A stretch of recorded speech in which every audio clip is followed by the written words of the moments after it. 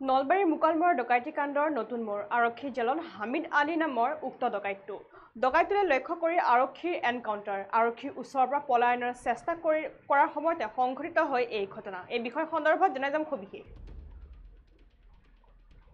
নলবাৰীৰ মুকালমুৱাৰ ডকাইতি কাণ্ডৰ নতুন মোৰ আৰক্ষীৰ জেলত হামিদ আলী নামৰ ডকাইতটো ডকাইতলৈ লক্ষ্য কৰি আৰক্ষীৰ এনকাউণ্টাৰ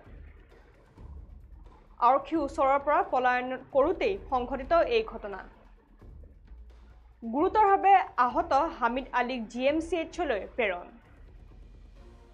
সম্প্ৰতি আৰক্ষীৰ নজৰত ডকাইত হামিদ আলী আৰু আমি যেহেতু জনাইছো যে ইতিমধ্যে কিছুদিন পূৰ্বে নলবাৰীত এগৰাকী ব্যৱসায়ীৰ লক্ষ্য কৰি ডকাইতি কাণ্ড সংঘটিত হৈছিল আৰু এগৰাকী ব্যৱসায়ী তেওঁ ব্যৱসায়ী সামৰি ইতিমধ্যে ঘৰলৈ উভতি অহাৰ পথতে ইতিমধ্যে কেইগৰাকীমান ডকাইতে তেওঁক লুটপাট চলোৱা দেখিবলৈ পোৱা গৈছে আৰু ইতিমধ্যে সেই ব্যৱসায়ীগৰাকীলৈ লক্ষ্য কৰি ইতিমধ্যে তেওঁলোকে গুলীচালনা কৰিছিল আৰু সেই গুলীচালনাত ইতিমধ্যে গুৰুতৰভাৱে আঘাতপ্ৰাপ্ত হৈছিল সেইগৰাকী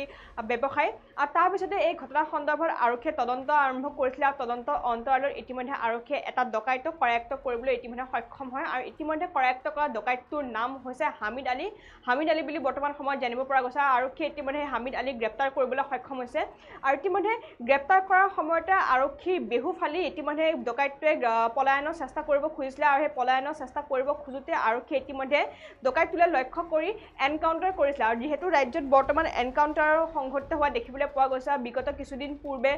ইটোৰ পিছত সিটো আৰক্ষীয়ে এনকাউণ্টাৰ কৰা দেখিবলৈ পোৱা গৈছে ডকাইতলৈ লক্ষ্য কৰিয়ে হওক নতুবা গু মাফিয়ালৈ লক্ষ্য কৰিয়ে হওক ইতিমধ্যে আৰক্ষীয়ে ইটোৰ পিছত সিটো এনকাউণ্টাৰ সংঘটিত কৰা বৰ্তমান সময়ত দেখিবলৈ পোৱা গৈছে আৰু শেহতীয়াকৈ নলবাৰীৰ মুকালমুৱাৰ যি ডকাইতি কাণ্ড সংঘটিত হৈছিলে নলবাৰীৰ সেই ডকাইতি কাণ্ডৰ যিগৰাকী অভিযুক্ত আছে হামিদ আলী ইতিমধ্যে হামিদ আলীলৈ লক্ষ্য কৰি আৰক্ষীয়ে ইতিমধ্যে এনকাউণ্টাৰ কৰিছিলে আৰু ইতিমধ্যে যিহেতু হামিদ আলী আৰক্ষীয়ে গ্ৰেপ্তাৰ কৰিবলৈ সক্ষম হৈছিলে সেই গ্ৰেপ্তাৰ কৰাৰ সময়তে তেওঁক আৰক্ষী থানালৈ লৈ যোৱাৰ সময়তে ইতিমধ্যে তেওঁ পলায়নৰ চেষ্টা কৰিছিলে পলায়নৰ চেষ্টা কৰিব খোজোতে ইতিমধ্যে আৰক্ষীয়ে হামিদ আলীলৈ লক্ষ্য কৰি এনকাউণ্টাৰ কৰিছে যাৰ পৰিপ্ৰেক্ষিতত তেওঁ ভৰিত গুলী লাগিছিলে আৰু ভৰিত গুলী লাগি ইতিমধ্যে গুৰুতৰভাৱে আঘাতপ্ৰাপ্ত হৈছে ডকাইতটো আৰু আৰক্ষীৰ ওচৰৰ পৰা আৰক্ষী বেহুফালি তেওঁ পলায়নৰ চেষ্টা কৰিছিলে আৰু এই পলায়নৰ চেষ্টা কৰিব খোজোতে ইতিমধ্যে আৰক্ষীয়ে তেওঁলৈ লক্ষ্য কৰি গুলীচালনা কৰিছিলে আৰু ইতিমধ্যে আৰক্ষীৰ গুলীত গুলীবিদ্ধ হয় হামিদ আলী নামৰ এই উক্ত ডকাইতজন আৰু সম্প্ৰতি GMCHলৈ বৰ্তমান তেওঁলোক প্ৰেৰণ কৰা হৈছে গুৰুতৰভাৱে আঘাতপ্ৰাপ্ত হামিদ আলীক ইতিমধ্যে GMCHলৈ প্ৰেৰণ কৰা হৈছে বুলি ইতিমধ্যে তথ্য সদৰি কৰা হৈছে আৰু সম্প্ৰতি বৰ্তমান আৰক্ষীৰ নজৰত ৰখা হৈছে ডকাইত হামিদ আলী সম্প্ৰতি বৰ্তমান আৰক্ষীৰ নজৰত ৰখা হৈছে বুলি ইতিমধ্যে তথ্য প্ৰকাশ কৰা হৈছে যিহেতু কিছুদিন পূৰ্বে নলবাৰীৰ মুকালমুৱাত এক চাঞ্চল্যকৰ ডকাইতি কাণ্ড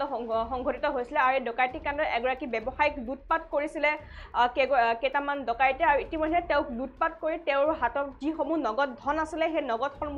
ধনসমূহ লৈ উধাও হোৱা দেখিবলৈ পোৱা গৈছিল আৰু অকল নগদ ধনসমূহ লৈ উধাও হোৱাই নাছিলে সেই ব্যৱসায়ীগৰাকীক লক্ষ্য কৰি তেওঁলোকে গুলীচালনা কৰিলে যাৰ পৰিপ্ৰেক্ষিতত সেই ব্যৱসায়ীগৰাকী গুৰুতৰভাৱে আঘাতপ্ৰাপ্ত হৈছিলে আৰু তাৰে কিছুদিন পূৰ্বে গোৱালপাৰাতো তেনে এক ঘটনা সংঘটিত হৈছিলে গোৱালপাৰাতো সেই একে অনুৰূপ ঘটনা সংঘটিত হৈছিলে এগৰাকী নিজৰ পুত্ৰৰ সন্মুখতে নিজৰ পিতৃক গুলীয়াই হত্যা কৰিছিলে কেইটামান ডকাইতৰ দলে আৰু ইতিমধ্যে সেই ঘটনা মাৰ নাযাওঁতে নলবাৰীতো তেনে এক অনুৰূপ ঘটনা সংঘটিত হোৱা দেখিবলৈ পোৱা গ'ল কিছুদিন পূৰ্বে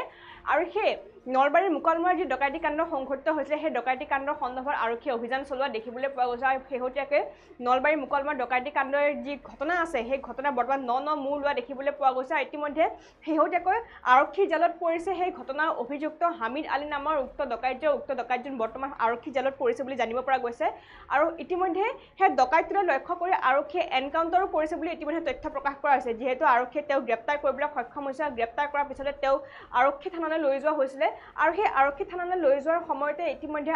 আৰক্ষী বেহুফালি